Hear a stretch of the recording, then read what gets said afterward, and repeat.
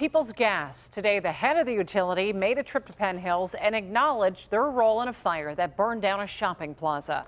John Shumway is there with the interview you'll see only on KDKA. John. Yeah, this is one of those situations where last night at this time you were hearing the folks from Penn Hills say if the gas company had gotten the gas turned off, part of this building, a lot of this building could have been saved. Today, People's Gas CEO agreed.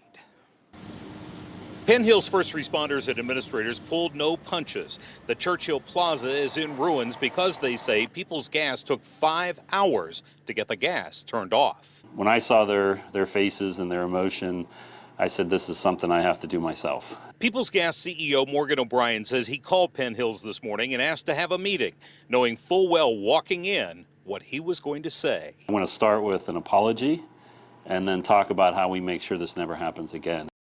The delay in getting the gas turned off was not for a lack of caring or trying.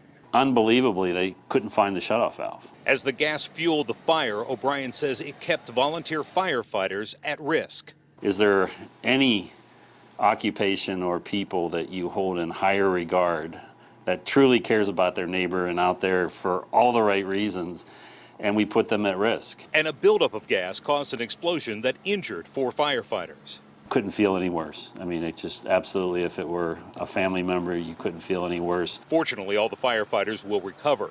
O'Brien says ultimately it took a veteran of the gas corps to identify the problem. Somebody had taken a water cap and put it on our gas shutoff valve. And so our folks couldn't find the gas shutoff valve. But when they did and shut down the last valve, the fire was quickly contained. We take responsibility for what our job is, and you know, the having obviously the gas flowing there was the main culprit of the fire. So now O'Brien says People's Gas begins the work of making it right with the firefighters, and we also have an obligation to the folks who were the tenants of that building. But most importantly, he says, they must regain the trust of the public. We didn't do our best, and we can't ever let it happen again. As for Penn Hills, but we were sincere. We accept their apology, and we were really happy that they came out and acknowledged what happened here. It was important to us.